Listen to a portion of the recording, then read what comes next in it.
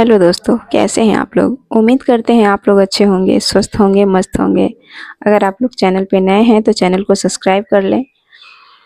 तो आइए कहानी को शुरू करते हैं। यह कहानी एक बहुत ही गरीब फैमिली की है, गरीब परिवार की है। बहुत ही दर्द भरी कहानी है। तो इस कहानी को अंत तक ज़रूर सुनिएगा। तो आइए कहानी को शुरू करें। यह कहानी एक बिहार के छोटे से गांव धनौरिया की है और गर्मियों का दिन होता है, दोपहरी होती है। उस समय दोपहर का समय होता है। सूरज सिर पर था, मिट्टी तप रही थी और गांव की गलियों में बस एक अजीब सी खामोशी फैली थी। कोई कहीं कोई शोर नहीं था, कोई खिलखिलाहट नहीं थी, सिर्फ गर्म हवा की सनसनाहट थी। धनौरिया गांव के उत्तर छोर पर एक टूटी फूटी झोपड़ी थी। दीवारें मिट्टी की, छत खपड़चियों और बोरे की और दरवाज़ा बस एक पुराना पर्दा। उसी झोपड़ी में जन्मी थी प्रेरणा। प्रेरणा का जन्म एक दर्द के साथ हुआ था। न अस्पताल, न दाई, न दवा। माँ सुधा देवी खेत में काम कर रही थी। वहीं उसे प्रसव पीड़ा हुई और वहीं खेत के एक कोने में धूप और धूल के बीच प्रेरणा इस दुनिया में आई।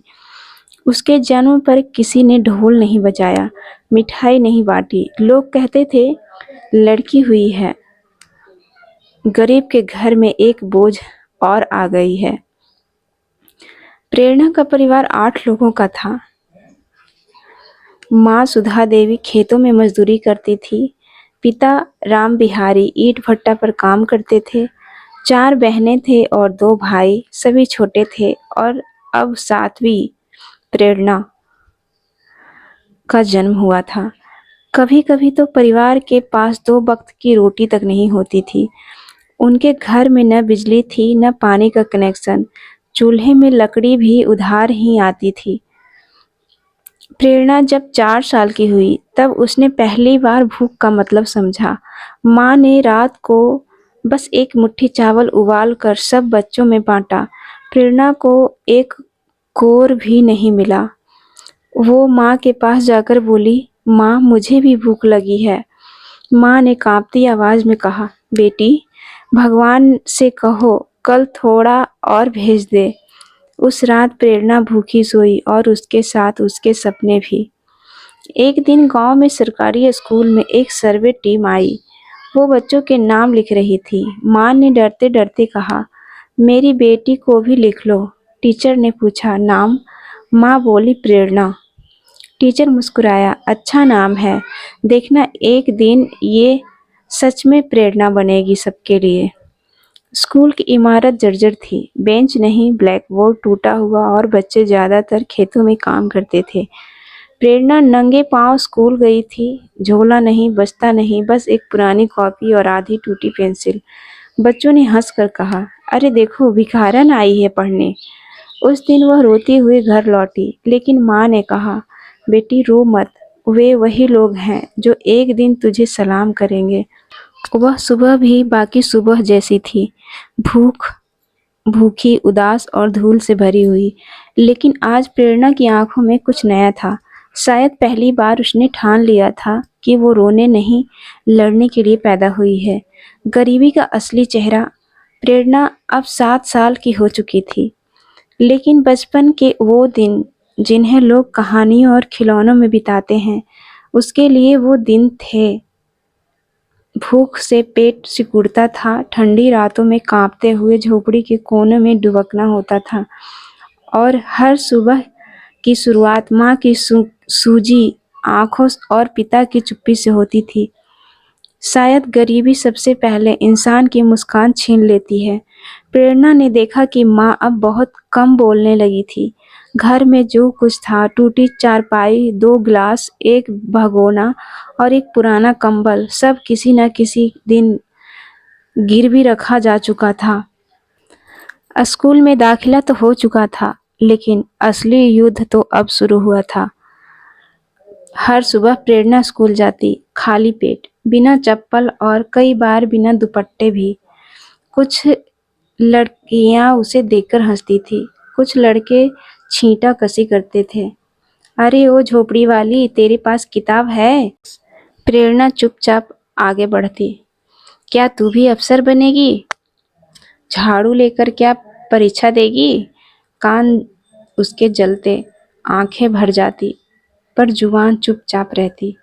लेकिन कुछ बातें मन में चुपचाप अंकित हो जाती है, आग की तरह। सरकारी स्कूल में मिलने वाला मिड डे मील उसकी सबसे बड़ी उम्मीद थी। वो 2 रोटी और थोड़ी-सी दाल ही उसका दिन का पहला और आखिरी भोजन था। बहुत बार वह अपनी प्लेट से आधी रोटी अपनी छोटी बहन चुन-चुन के लिए बचाकर लाती थी। माँ कहती, "तू खा ले बेटा, तू स्कूल जाती है, तुझे ताकत की ज़रूरत है।" लेकिन प्रेरणा कहती, "माँ, सबको ताकत की ज़रूरत होती है, बस कोई किताब से लड़ता है, कोई भूख से।" एक दिन तेज बारिश हुई, झोपड़ी की छत से पानी टपकने लगा। माँ ने बच्चों को एक कोने में सटा दिया। रात भर एक कंबल में भीगते हुए वो कांपते रहे। सुबह होते ही पिता ने कहा, अब और नहीं, हम ये गांव छोड़कर बाहर चलेंगे। यहाँ सिर्फ भूख है। माँ ने रोते हुए पूछा, और स्कूल? प्रेरणा की पढ़ाई का क्या होगा? पिता चुप हो गए। प्रेरणा कुछ नहीं बोली, लेकिन उसका मन जैसे टूट कर बिखर गया था। उसने रात में खुद से वादा किया, अगर ये दुनिया मुझे मौका नहीं देगी, तो मैं अपने लिए खुद रास्ता बनाऊंगी। अगले दिन पूरा परिवार समस्तीपुर शहर की ओर निकल पड़ा। पिता को वहाँ एक ईंट भट्ठा में काम मिल गया था। माँ लोगों के घर बर्तन मांजने लगी। एक छोटा सा झोपड़ीनुमा कमरा किराए पर मिला, जिसमें खटमल, बदबू और अंधेरा पहले से था। प्रेरणा ने शहर का स्कूल तलाशा, लेकिन वहाँ दाखिला पाना मुश्किल था। न कागज, न फीस। एक अध्यापक, रमन सर, ने उसकी कहानी सुनकर कहा, ऐसी बच्ची को बाहर नहीं, क्लास में होना चाहिए। उन्होंने स्कूल में दाखिला दिलाया। अब दिन में कुछ यूं कटते थे। सुबह 5 बजे उठकर माँ के साथ झाड़ू पोछा, फिर स्कूल, दोपहर को छोटे बच्चों को संभालना, शाम को लोगों के घर जाकर ट्यूशन पढ़ाना, 50 रुपए महीना। रात को मोमबत्ती की रोशनी में पढ़ाई। कभी बिजली नहीं, कभी खाना नहीं, लेकिन इच्छा शक्ति हर रात और मजबूत होती जाती। एक दिन स्कूल में लाइब्रेरी का दौरा हुआ। प्रेरणा ने वहाँ पहली बार देखा सिविल सेवा, आईएएस जैसी किताबें। उसने पूछा, ये क्या होता है सर? सर ने बताया, ये वो लोग होते हैं जो देश चलाते हैं, बदलाव लाते हैं। प्रेरणा ने पहली बार खुद से कहा, मैं बनूंगी आईएएस अधिकारी, ताकि भूखे बच्चियों को स्कूल ना छोड़ना पड़े। प्रेरणा के सामने एक बहुत बड़ी चुनौती आ गई। उसकी माँ की तबीयत बिगड़ गई। डॉक्टर ने कहा टीबी है। इलाज के लिए पैसे नहीं थे। प्रेरणा ने अपने सारे ट्यूशन, अपने सारे छुट्टे सिक्के, स्कूल के पुराने बैग तक बेच दिए। माँ की दवाइयों से ज़्यादा ज़रूरी था माँ का साथ। उसी समय परीक्षा भी पास थी, लेकिन प्रेरणा ने हार नहीं मानी। रात को माँ के पास बैठकर वो दवाइयाँ भी देती और किताबें भी पढ़ती। परीक्षा और गांव के लौटते रिश्ते। स्कूल की बोर्ड परीक्षा आई। प्रेरणा ने बिना कोचिंग, बिना गाइडेंस और बिना साधन के परीक्षा दी। जब रिजल्ट आया, प्रेरणा राज्य में टॉप 10 में थी। गांव के लोग जो भी कहते थे, लड़की को पढ़ाने का क्या फ़ायदा, अब कहते थे, हमारी प्रेरणा ही गांव की शान है। प्रेरणा की स्कूल की सफलता के बाद बिहार के मुजफ्फरपुर जिले के एक सरकारी कॉलेज में उसे साइंस स्ट्रीम में एडमिशन मिला। लेकिन कॉलेज का मतलब सिर्फ पढ़ाई नहीं था। अब वह पूरी तरह अपने बल पर जी रही थी। पिता की कमाई वैसे ही ना के बराबर थी। माँ अब भी बर्तन धोने जाती थी, लेकिन बीमारी के बाद उसका शरीर टूट चुका था। मुजफ्फरपुर जाना था, रहना था, खाना था, पढ़ना था, पर पैसे नहीं थे। पिता ने एक भैंस बेच दी। गांव वालों ने उधार लिया। माँ ने अपने कंगन गिरवी रखे। जब प्रेरणा रवाना हुई, माँ ने सिर्फ 2 शब्द कहे, खुद से हार मत मानना बेटा। मुजफ्फरपुर में उसे एक छोटा सा कमरा मिला, एक बूढ़ी औरत के यहाँ, जिसकी खुद कोई बेटी नहीं थी। कमरे में पंखा नहीं था, दीवारों पर सीलन थी और खिड़की में धूप नहीं आती थी। शुरू के एक दिन कठिन थे। वहाँ के लोगों में बोलने का फ़र्क था, लड़कियों के कपड़े, उनके मोबाइल, अंग्रेजी के ताने, और उसके पास एक भी जोड़ी नए कपड़े नहीं थे। क्लास में अक्सर टीचर ने अंग्रेजी में सवाल पूछा, प्रेरणा चुप हो जाती। बगल की लड़कियां कहती, गांव से आई है, पता नहीं कैसे टॉप किया। उसकी आत्मा रोती, लेकिन आंखों से आंसू नहीं आते थे अब। कॉलेज की फीस किसी तरह भरी गई थी, लेकिन महीने के खर्चों के लिए कोई नियमित मदद नहीं थी। प्रेरणा ने पास के हॉस्टल में सफाई का काम शुरू पकड़ लिया था। सुबह जल्दी जाकर कमरे साफ करना, बाल्टी भरना, झाड़ू मारना, फिर कॉलेज जाना। रात को वह बच्चों को ट्यूशन देती थी। 100 रुपये महीने में, इससे 2 वक्त का खाना जुगाड़ हो जाता। कभी-कभी सिर्फ पानी और गुड़ से ही दिन निकालना पड़ता था। लेकिन इन सबसे बड़ा उसका सहारा था किताबें। वह कॉलेज के बाद लाइब्रेरी जाती थी, घंटों बैठती थी। हर किताबों को वह ऐसे पढ़ती जैसे रोटी खा रही हो। उसने पढ़ा एपीजे अब्दुल कलाम, सुभाष चंद्र बोस, कल्पना चावला और सबसे ज़्यादा किरण बेदी की कहानी ने उसकी सोच बदल दी। अगर वो आईपीएस बन सकती हैं तो मैं आईएएस क्यों नहीं? वहीं से शुरू हुआ उसका सपना, यूपीएससी पास करना। कॉलेज में अंतिम वर्ष में आते-आते उसने ठान लिया कि अब यूपीएससी की तैयारी शुरू करनी है, लेकिन कोचिंग कैसे करेंगे? पटना में नामी कोचिंग की फीस 1 लाख थी। उसके पास 10,000 भी नहीं थे। फिर उसने खुद से कहा, मैं बिना कोचिंग, बिना गाइडेंस, सिर्फ अपने दम पर लड़ूंगी। वह सुबह 5 बजे उठकर पढ़ाई करती थी, हर विषय के लिए अलग कॉपी बनाई, अखबार कटिंग करती, शब्दकोश रखती और खुद नोट्स बनाती। कॉलेज खत्म होते-होते उसकी सेहत बिगड़ने लगी। खाने की कमी से शरीर कमज़ोर हो गया था, खून की कमी हो गई। डॉक्टर ने कहा तुम्हें आराम चाहिए, लेकिन कौन देता आराम? वो अकेली थी, बिना परिवार, बिना मदद, बिना सहारा के। उसके लिए एक दिन अपने कमरे में बैठकर खुद से कहा, अगर मैं यहाँ हार गई तो उन लाखों लड़कियों का सपना मर जाएगा जो मेरी तरह जी रही हैं। उसने फॉर्म भरा, दिन-रात पढ़ाई की, आँखों के नीचे काले घेरे पड़ गए, पर दिल में उजाला था। परीक्षा दी, लगा सब सही हुआ, लेकिन रिजल्ट आया फेल। कुछ देर के लिए सब थम गया। वह दीवार से सिर टिकाकर रोती रही। खाना नहीं खाया, किसी ने नहीं बोला।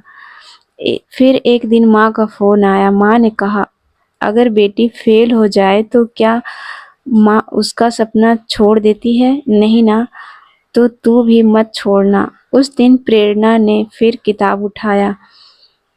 अब वह हर दिन 14 घंटे पढ़ती थी।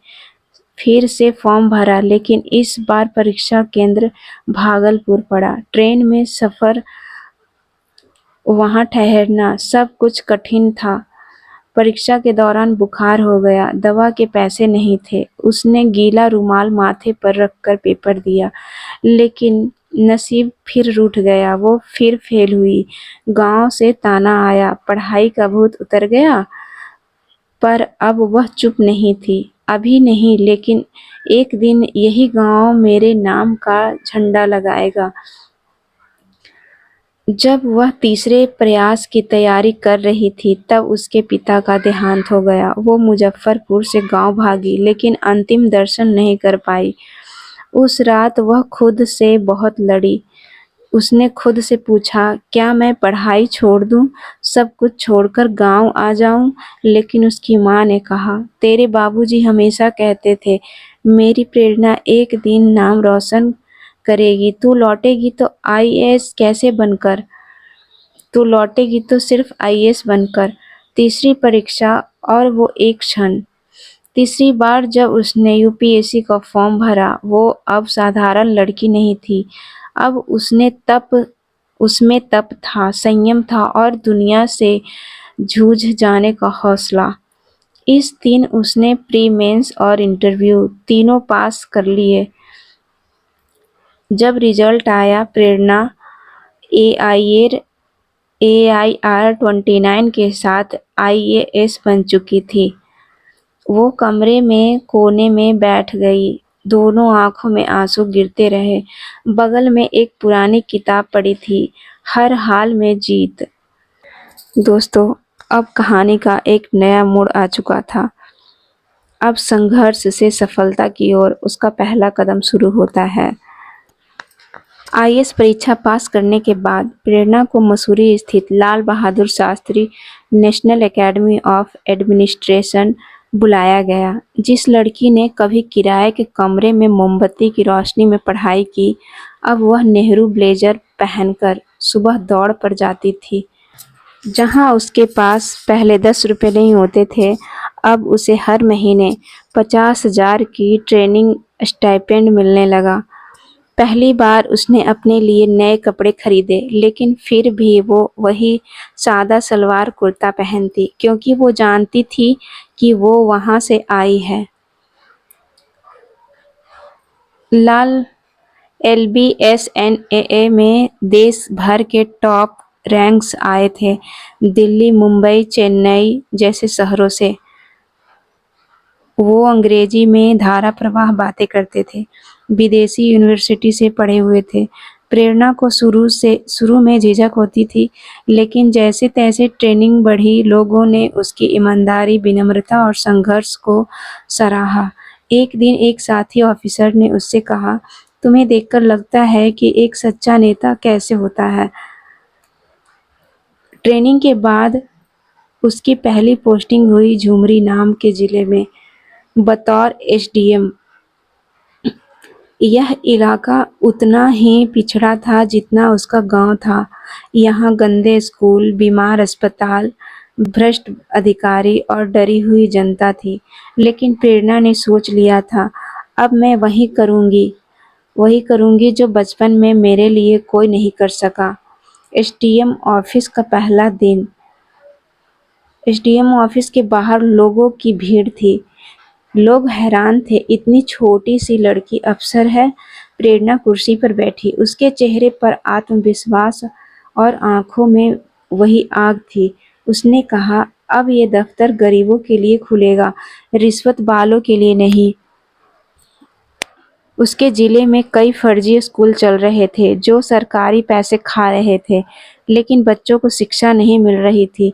प्रेरणा ने गुप्त जांच टीम बनाई, 3 हफ्ते में 11 स्कूल को बंद कराया, 8 शिक्षकों को सस्पेंड किया और 3 अधिकारियों पर केस दर्ज किया। लोगों को लगा अब सच में बदलाव आ रहा है। जब वो अस्पताल पहुंची तो डॉक्टर गायब थे, दवा नहीं थी और मरीज फर्श पर पड़े थे। प्रेरणा ने उस रात खुद वहीं डेरा डाला। रात 1 बजे तक अस्पताल की जांच की, डॉक्टरों को बुलाया, सोशल मीडिया पर पोस्ट डाली, सरकारी अस्पताल की तस्वीरें बदलनी चाहिए। 3 महीने के अंदर 24 घंटे इमरजेंसी शुरू हुई, सोनोग्राफी, एक्सरे की सुविधा चालू हुई और महिलाओं के लिए अलग वार्ड बना। लोगों ने कहा, हमारे जिले में अब अफसर नहीं, अपनी बेटी आई है। किसानों की कहानी। और वो एक खेत में एक दिन एक बूढ़ा किसान फूट फूट कर रोता हुआ आया। उसकी जमीन किसी ने छीन ली थी और थाने में उसे भगा दिया गया था। प्रेरणा ने कहा, बाबा, अब आपकी बेटी अफसर है, डरिए मत। वो खुद उस जमीन पर पहुंची, माफिया को गिरफ्तार करवाया और किसान को वापस हक दिलाया। बूढ़े किसान ने उसके पैर पकड़ लिए, बेटा, आज पहली बार लगा कि इस मुल्क में हम गरीब भी इंसान हैं। धीरे धीरे प्रेरणा की ईमानदारी और काम की चर्चा होने लगी। टीवी चैनल वाले रिपोर्टिंग करने लगे। वो न्यूज़ में आई, गरीबी से लड़ी लड़की अब गरीबों की आवाज़ बन गई। उसकी तस्वीरें अखबारों में छापने लगी। लोग उसे बिहार की किरण बेदी कहने लगे। एक दिन दिल्ली से टेक्स्ट इंडिया का कॉल आया। उन्होंने कहा, हमें आपकी संघर्ष और सफलता की कहानी चाहिए। लोग आपसे सीखना चाहते हैं। प्रेरणा दिल्ली गई, मंच पर खड़ी हुई, हजारों लोगों के सामने उसकी आवाज गूंजी। मैं उस लड़की की तरह थी जो भूख से लड़ी, अपमान से लड़ी और अंत में खुद को हरा नहीं सकी। आज मैं अफसर हूँ, लेकिन मेरा असली पद वो है, प्रेरणा बनना।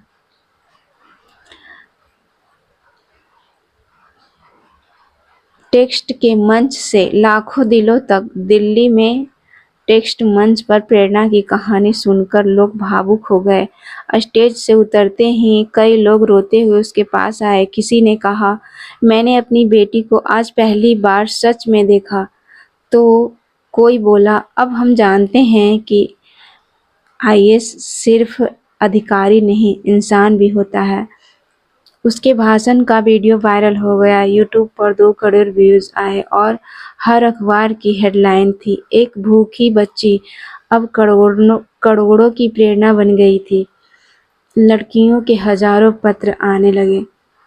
टेक्स्ट के बाद उसके पास देश के बच्चियों के खत आने लगे। कोई कहती, दीदी मेरे पापा नहीं हैं, मैं भी पढ़ना चाहती हूँ। कोई लिखती, मुझे भी आपकी तरह कुछ बनना है। तो किसी ने पूछा, दीदी क्या आप मेरी टीचर बनोगी? प्रेरणा ने एक फाइल बनाकर उसकी उम्मीदें और उसी फाइल के पहले पन्ने पर लिखा, अब मेरी जिंदगी सिर्फ मेरी नहीं, इन सब की जिम्मेदारी है।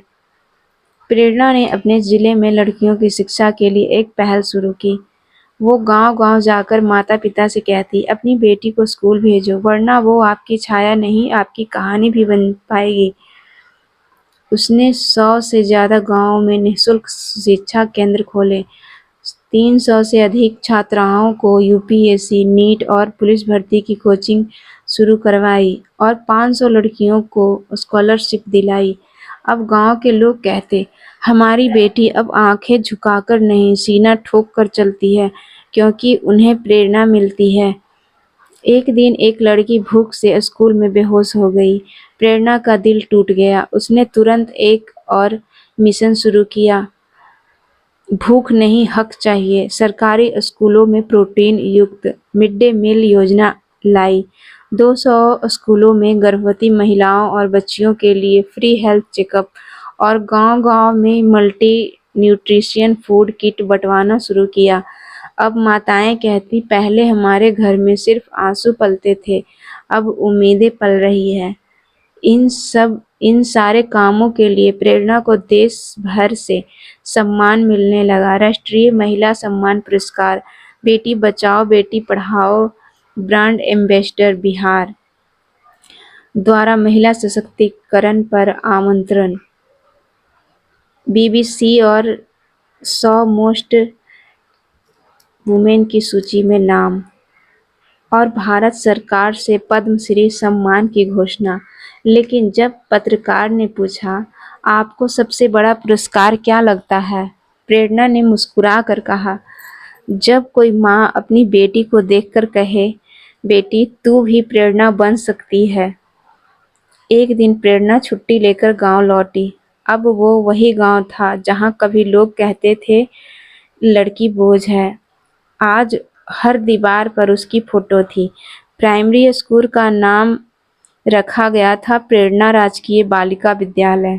उसकी माँ ने उसे गले लगाया, बेटा अब कोई माँ अपनी बेटी को छुपाकर नहीं, गर्व से दिखाएगी। उस रात माँ ने कहा, अब मुझे डर नहीं, अब मेरी बेटी सबकी माँ बन गई है, उम्मीदों की माँ। अब वह अफ्रीका, नेपाल, बांग्लादेश, श्रीलंका जैसे देशों में जाकर गरीबी और महिला शिक्षा पर भाषण देती थी।